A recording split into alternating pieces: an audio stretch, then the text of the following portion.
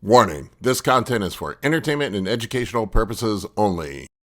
This video is brought to you by First Detachment Nutrition. Battle tested, expert formulated. Use discount code AB10 at checkout for 10% off. All right, folks, Big Paul here today with another Anabolic Q&A. Today we're going to talk about Lantus without GH. How long should your off-season and cutting phases be? We're also going to talk about whether or not fasting is a good idea for a regular gym goer. We're going to dig into all that in just 1 second.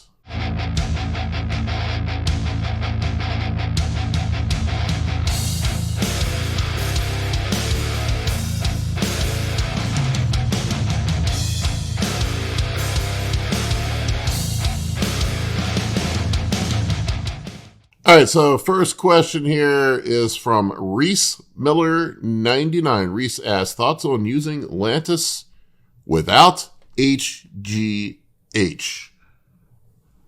I think the insulin thing is something guys get very confused on. I know there are a lot of people out there that have recommended Lantus because Lantus is sort of a safer option if you're going to dabble with insulin. It's pretty hard to go hypoglycemic with Lantus. I'm not saying that it's impossible. You certainly can, so proper precautions still need to be taken. But I think you need to understand what each does. Lantus is a basal insulin. Basal insulins are designed to replace the background insulin that your body makes all the time. So your body will make like a unit or two of insulin per hour, something around there, maybe a little more, a little less, depending on the size of person you are, how much food you eat, etc. Lantus is a 24-hour insulin. Now, it does tail off after something like 12 to 13 hours, something like that. But Lantus is a 24-hour insulin designed to replace the background insulin that's present in your body at all times.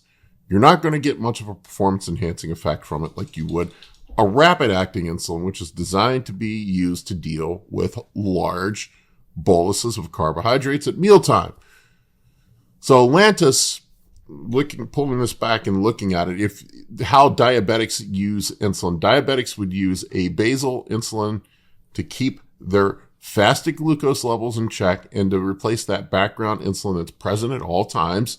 And then they use a rapid or medium-acting insulin to deal with mealtime boluses of food. Bodybuilders got themselves all confused here.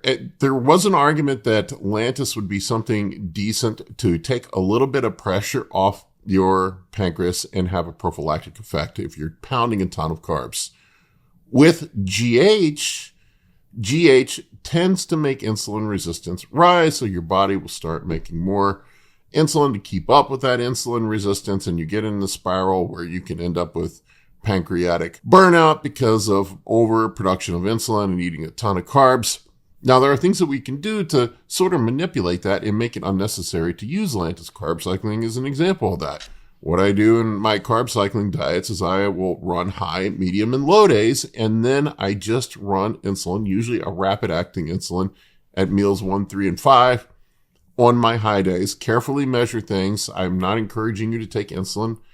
This is not a recommendation. I'm just telling you what I do. I'm a stupid, dummy bodybuilder. Don't go out and do this yourself. This is not recommended for everybody. This is not an amateur rookie move that you should make. But that's how I deploy insulin. I limit it to my 1 to 2 high days per week. The medium days are just a regular day. Sometimes I will use a little bit of rapid insulin pre-workout, but on contest prep, I do not. And then the low carb days, which are my off days from the gym, we pull the carbs down very low and give our pancreas a break and let insulin sensitivity reset a bit. So that would make running something like Lantus unnecessary daily. Now, there are some people that have pancreatic deficiency. I do. It's genetic. It runs in my family. I don't make enough insulin to deal with everything. So that's a completely different situation. I am a really weird type of diabetic, type 1B diabetic, where I don't make enough insulin. You'll hear me talk about it, but that where I use Lantus, but that's why I use Lantus. It's prescribed by a doctor. It's managed by a physician. I'm not just willy-nilly doing it. I would say for 99% of bodybuilders, unless you're jamming down 800, 900, 1,000 grams of carbs every day for years on end, it's probably unnecessary. So I would consider carb cycling. If you're not running HGH, if you're not a serious competitive bodybuilder, then probably messing around with something like Lantus and other insulins is just completely unnecessary.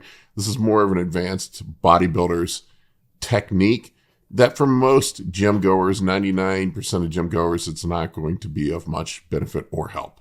All right, folks, I want to take a quick break from this episode to tell you about the new e-course that Kurt Havens and I have put together, The Scientific Principles of Anabolics and PEDs.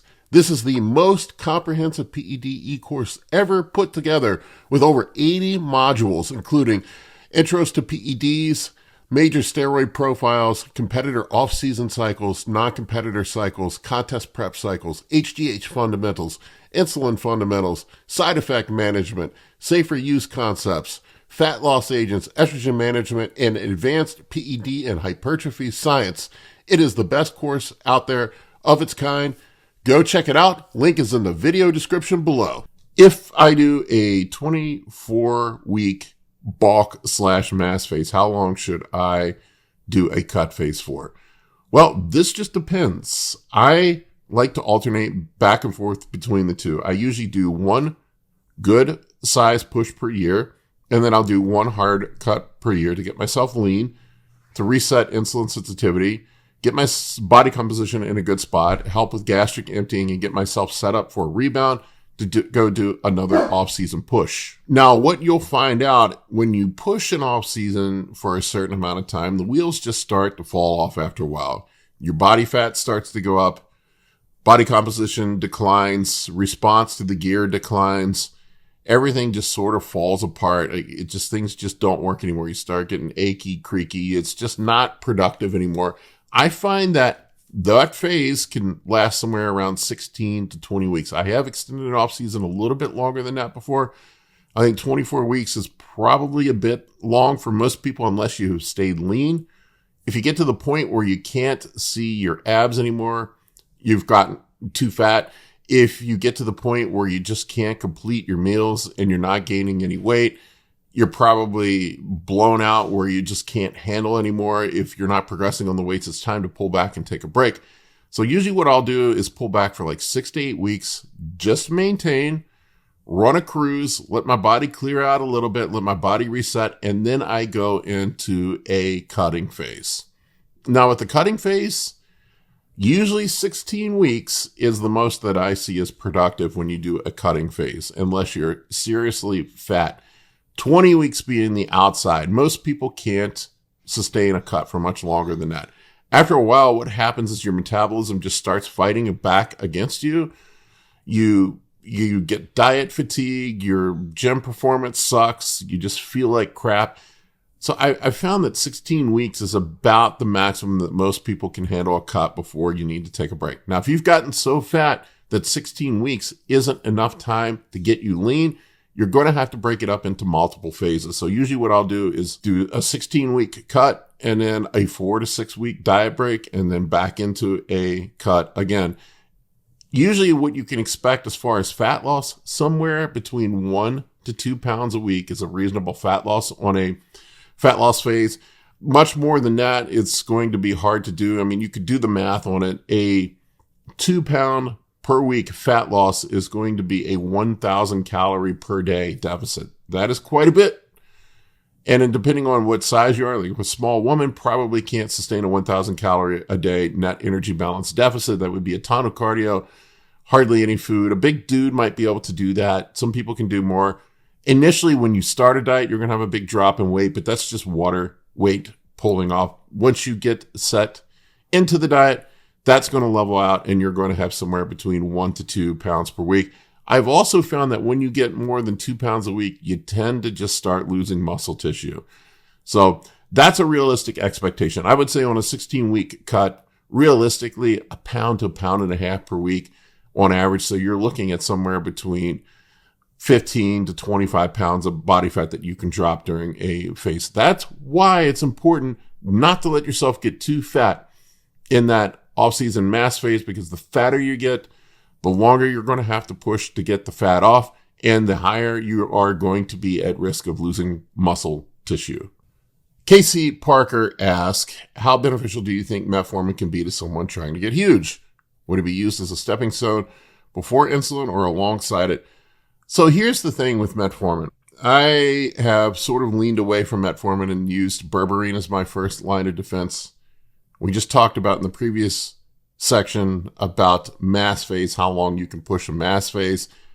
Metformin can be a tool that you can use to push a mass phase a little bit further. When insulin sensitivity starts to decline, you can recover some of that. HGH is or can have an impact on insulin sensitivity as well, so it sort of counteracts that. Berberine seems to have a similar effect without some of the problems that metformin comes along with. Metformin also, a downside of metformin that I have discovered is that it is a serious appetite suppressant. It affects ghrelin and leptin signaling in the body, similarly to what semaglutide, Ozempic, if you're familiar with the name brand, does. So I have in the past used metformin on contest prep to help with appetite suppression. One downside of it, though, you have to be careful with is that you can end up going hypo. Metformin, I've come full circle on it. It is a tool that it's in the toolbox if you get to a point where insulin sensitivity sucks. You need to get insulin sensitivity better. I would opt with berberine first, and oftentimes it's just from pushing the GH and the food too hard. If you just clean up your diet, do a little bit of cardio, that'll probably fix things as well. It also makes it hard to eat in the off season, so if you can't eat, it's going to be hard to grow. It has some stomach issues as well. It can cause diarrhea and bloating. So that can be a problem in the off season as well. I really only use it anymore on contest prep phases at the end of contest prep. And even then I haven't used it probably in a year and a half or so. If you struggle with appetite and you need to suppress appetite and you need to lean up a little bit, it can be helpful there. But for the most part, I don't know how productive metformin is in the off season. I kind of changed my mind on that. It's one of those things I've come full circle on. I do think it was helpful when I first got back into the gym because my insulin sensitivity kind of sucked and I needed to reset it. I needed to get myself in a healthy spot. Now that I've added some mass and I'm in a better spot, I stay leaner year round. I find that I don't need it. All right, next question is from Marcy B 2023. Would a lower carb / fasting protocol be better than a high carb diet as we age and for health than the average gym goer? Thanks. I'm going to pull this one apart for you. What we do to gain muscle and what we do to extend longevity are two very different things. I get people all the time that come at me when I post my food and my diets up for bodybuilding. They're like, that's not healthy. That's not good for longevity. No shit. Neither is taking tren. None of the things that we do for bodybuilding is good for longevity. For me personally, when I hang up the posing trunks and I want to focus a little bit more on being healthy and doing longevity, I probably will eat less. Fasting does seem to help a bit, but at the end of the day, it's just a calorie deficit. It's just a different way of doing a calorie deficit. There are some additional benefits to it. But what we know scientifically, that probably the biggest thing that you can do to extend longevity is to be in a slight caloric deficit and to keep yourself lean. Keep your body mass low. People that are smaller tend to live longer. It's not anything that's, there's not some super secret diet that you can do. It's not anything that's, there's some magic to a certain type of diet. You can look at different people around the world that have, different populations that have longevity, and they tend to eat whole foods. They tend to be active. They tend to not overeat like Americans do. They don't eat calorie dense foods. Look at Japan. They have one of the longest lifespans in the world. They may even have the longest lifespan in the world, and they mostly eat fish and rice. Pretty simple diet. So it's not necessarily the carbs that are causing the problem. It's being in a caloric surplus. So I would argue that probably the most calorically dense thing that we eat and the easiest thing to overconsume would be fats and probably sugar. So if you stay with complex carbohydrates. If you stay away from a high-fat diet, moderate fat diet, lower carbohydrates, complex carbohydrates, a protein-based diet, you're probably going to extend longevity. I know for me, when I'm done with bodybuilding, I'll probably eat a Mediterranean-style diet. Why a Mediterranean-style diet? Because I just like that kind of food, and it makes it enjoyable and easier to eat. I may fast here and there. The only reason I would fast is because I have IBS and stomach issues, and I found that when I do take some time off eating periodically, that it helps my stomach to recover.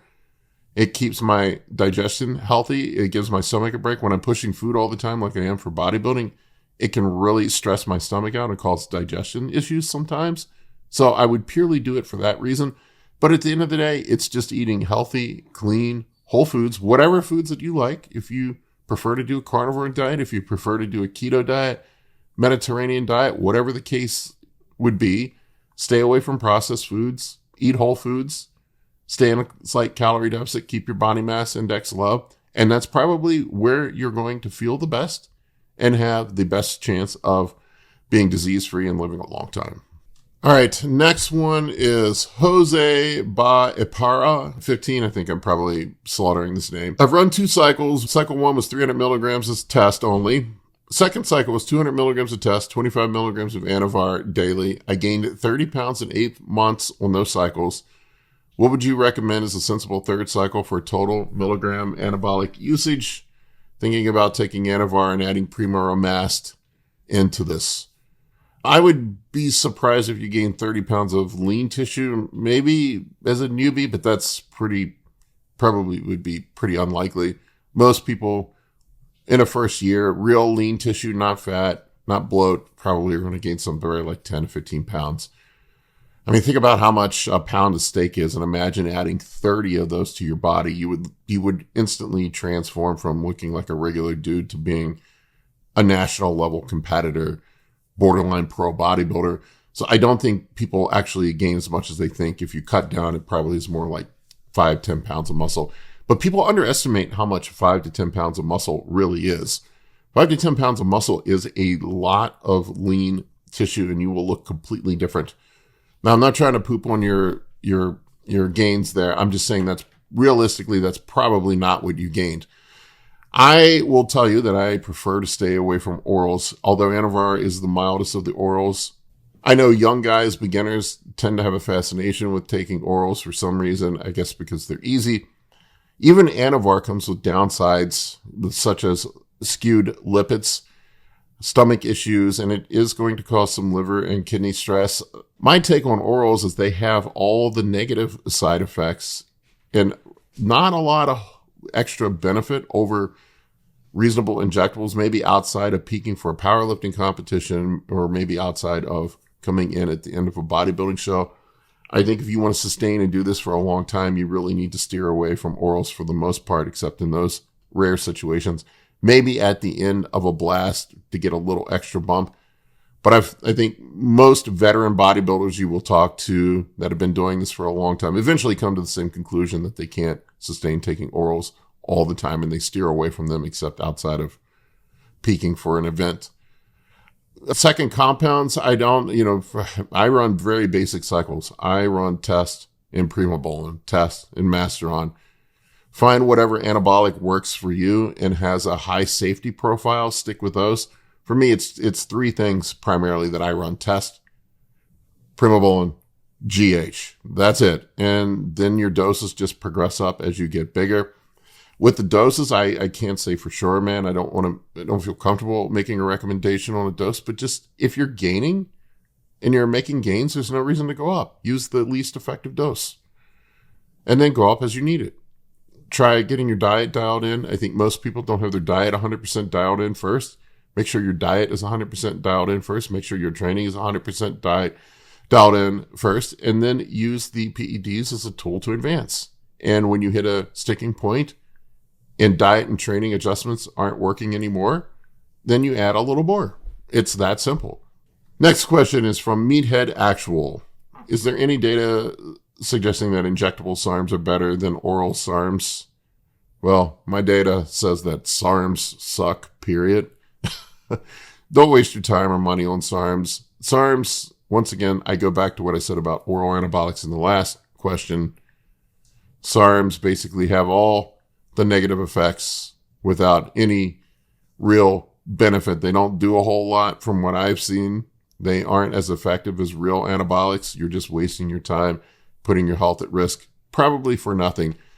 When it comes to this stuff, you want to limit exposure as much as you possibly can and maximize gains. So I don't know why you would waste time on something like SARMs. Realistically, I just don't understand why you would do it. I'm not encouraging you to do something illegal or to go out and do something that could be harmful to yourself, but that's a consideration that you need to make. Are SARMs actually worth it? Are you getting anything out of it that warrants the risk that you're taking? I would make a serious evaluation of that and think about it hard. All right, next question is God over government. During a fat loss phase and moderate carb day, what percentage of your calories do you recommend you come from fat? Or how many grams per pound of body weight? I'm about 15% body fat currently. So the way I do my diets, I do carb cycling on my high carb days. When carbohydrates are pushed high, I keep the fats as low as humanly possible. My medium carb days, I do somewhere around 0.2 to 0.3 grams of EFAs, added EFAs per pound of body weight. Probably a little bit lower than that, actually.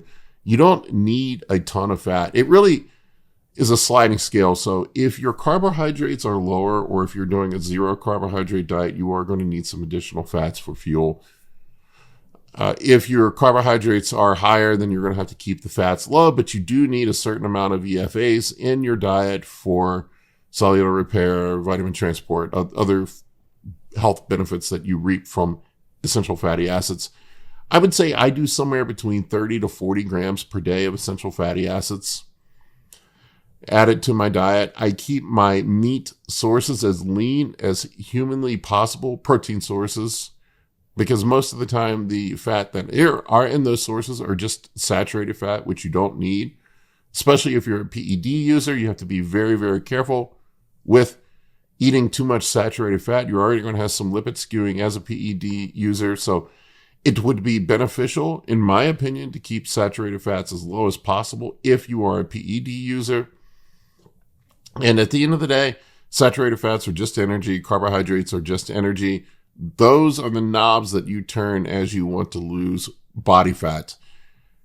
I keep the protein static in my diet at all times during a fat loss phase. If I need to pull more fat off my body, I will keep a minimum amount of EFAs in, something like 10 to 15 grams a day. I don't go below that.